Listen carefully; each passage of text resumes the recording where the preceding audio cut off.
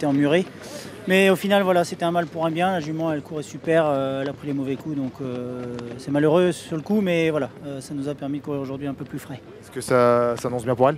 Oui, tout s'est bien passé, on l'a bien préparé. Voilà, maintenant on ne court pas tout seul. Hein. Si elle est dans les 3 premiers ou même dans le quintet, on sera satisfait. Hein.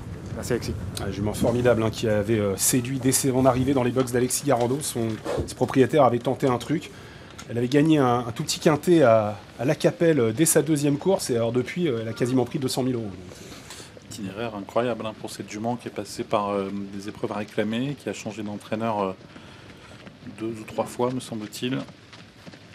Donc depuis quelques saisons, depuis 2 saisons, a vraiment franchi les paliers. Et elle se retrouve aujourd'hui l'une des favorites dans cette première étape du Grand National du Trot. Il volte. Allez, c'est parti avec Flamme Vive qui a pris un bon départ, très bon départ également pour Favori de Liton qui est parti isolé à l'extérieur pour venir se placer rapidement à l'avant du peloton. Un peloton qui va aborder le premier tournant. On a également Faradeco qui sprint en dehors pour venir intégrer le groupe de tête. On surveille ce qui se passe à 25 mètres. Flaya Kalema a pris un départ volant à 25 mètres. Au contraire, Délire de Rébonard qui est parti au galop. Et voilà Muse, le plus joué du 2e poteau. Et pour l'instant, dans la dernière partie du peloton, il est un peu en épaisseur. Il va être sûrement repris par Franck Ouvry. Oui, il est repris car il a senti Franck Ouvry qu'on allait très vite d'entrée de jeu à l'avant avec Faradeco qui va venir en tête.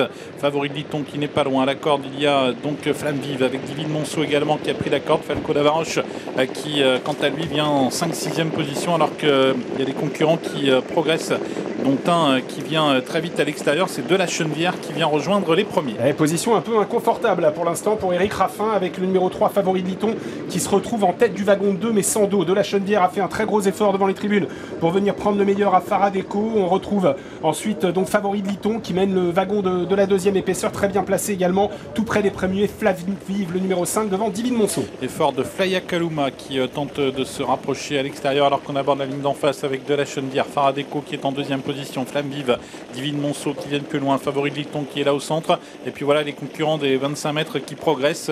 Parmi eux, il y a Flaya Kaluma, il y a également Django du Bocage et voilà de Muse qui tente également de venir. Flaya Kaluma qui va venir prendre la tête du wagon 2 et couvrir Favori de Liton, mais ça vient également en dehors pour l'instant avec des concurrents qui se rapprochent. Django du Bocage suivi par Evoila de Muse, un concurrent très joué à 25 mètres qui a profité du dos du cheval entraîné par Stéphane Meunier pour se rapprocher. Oui, il est au galop et voilà de Muse.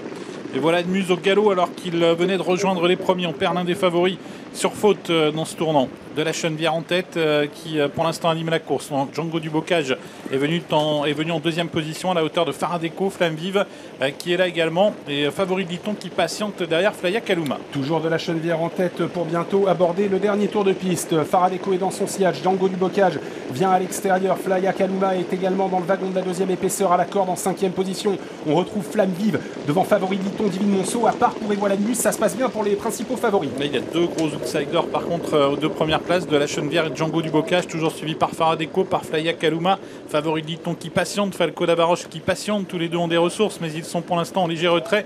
Flamme Vive est à la corde et Divine Monceau également patiente quant à elle à la corde. Dernier passage dans la ligne d'en face avec De La Chenevière qui a l'avantage sur Faradeco. Toujours Flaya Kaluma bien placé dans le dos de Django du Bocage alors qu'un concurrent essaye de venir maintenant à l'extérieur. Il a quitté le wagon de la 2e épaisseur. Favori de Liton est toujours en position d'attente. Alors que De La Chenevière quitte la corde et Faradeco en profite pour s'infiltrer. Django du Bocage est toujours également au contact, tout comme Flamme Vive, Divine Monceau et puis à l'extérieur qui tente de venir Falco Davaroche qui tente à son tour de rejoindre les leaders. Falco Davaroche qui fait mouvement dans le dernier tournant. Il vient intégrer la ligne des chevaux de tête toujours composée par Faradeco et Django du Bocage. De La Chenevière et 4e en dedans. Favori de Liton est là et Falco Davaroche se montre fautif dans le dernier tournant. Falco Davaroche au galop alors que l'on va sortir du tournant. Faradeco qui tente de fausser accompagné au peloton. Faradeco qui a nettement l'avantage. Django du Bocage ensuite. Ardelios qui lutte avec Favori de Liton également qui va bien finir et Flamme Vive qui plonge à la corde. Faradeco seul en tête. Django du Bocage et Ardelios qui lutte ensuite avec Favori de Liton.